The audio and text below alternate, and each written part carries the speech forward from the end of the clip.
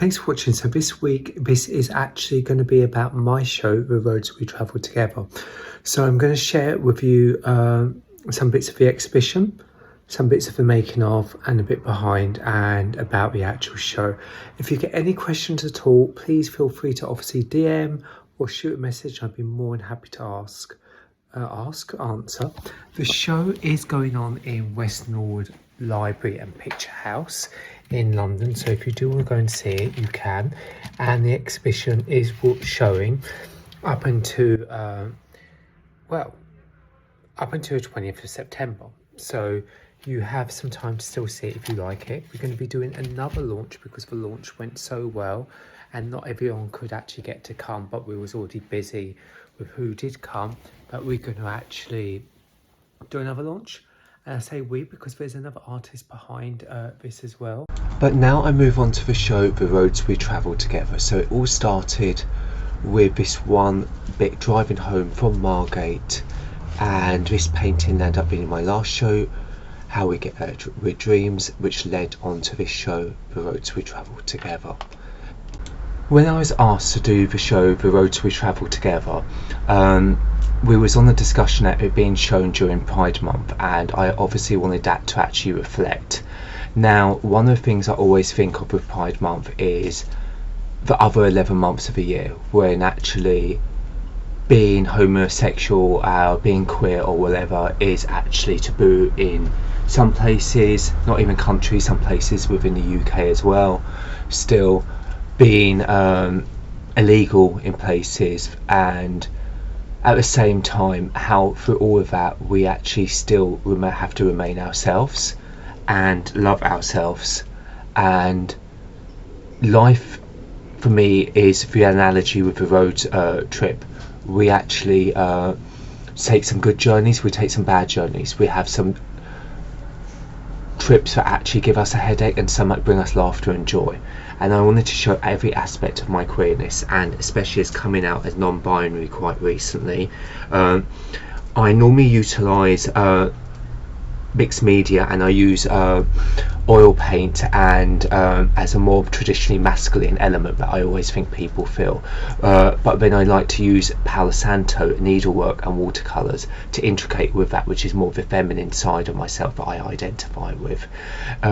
I try to integrate the wounds of homophobia and use a transformative powers of friendship, love, healing and discoveries made along the way of life's journey, and it really did do that for me while doing this.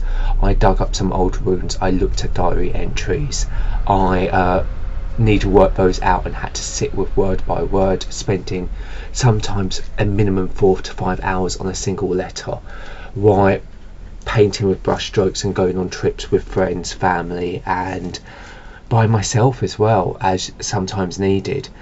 And really got to have some brilliant days, some great trips, but also reflections and experiences. So that is the summary behind it. It's been a lot that's gone behind the work. So some of the pieces like this one, Our Special Place, when you actually look at this, it's actually two people, and it's actually holding a childhood toy, and it's about that inner child and the adult, and when you come together in terms with it. Like this piece here, this is a younger me, and at the time I was always dieting and not as happy with my body, and now I love my body. And the piece below it and this one, they were both trips to Margate. This one was fast car, this one was actually when you're going along the side of the motorway, and we passed these apple kind of orchid, and you could see the blossom going through the tree of the wood, and it was at a speed at a distance. Somebody had said to me in the show that they thought some pieces had been done quite quickly, but I was actually like, no, they're not. It's a lot of layers, like this one that I'm just telling you about here. You can see I did a base layer, and then I actually writ a diary entry in it, smudged the paintings together and made the painting on top. Or when I went on a trip and woke up to my cat and worked on the top of another painting to go, actually I wanted the painting that I had done on the trip to then reflect when waking up in a mood.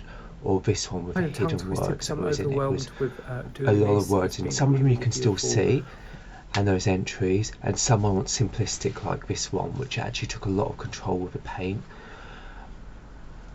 this particular one is a diary entry I was mentioning before, and it actually talks about actually me relating or with not feeling safe in the dark, relating to actually my female friends, and how I actually feel like I need to drive or be in a taxi basically to go home safely sometimes.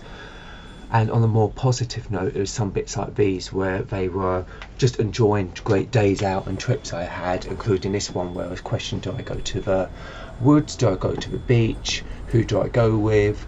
And then one of the ones we have a solstice come up for the summer solstice, and Margate was thriving and busy, so I really enjoyed that and made sure I come back and capture that thriving Margate energy. These particular photos at the end tell a story from when my car was broken into to when it got burnt down by the insurance company to actually get my dream car, and this was the happier pictures at the end. So there's a lot going on here. I could talk for a while, but I feel quite tired and I'm happy to answer anything in comments, and a bit overwhelmed if I'm honest. So I hope you enjoy it and come and see the show, or come to the meet and greet on the 16th if you're free. Also very, very tired, I'm not going to lie, as the very next day from the show I was straight on a trip that I pre-booked to go and see Tracy Emin's Sex and Solitude in Florence, so I will be sharing a link with that quite shortly for you guys to be able to actually watch, as well as I still have to share you a link with launch of another launch at Carfree. It's a lot of launches, everything's going on, but thanks for watching as always, and hope you enjoyed, and I hope I didn't babble on too much.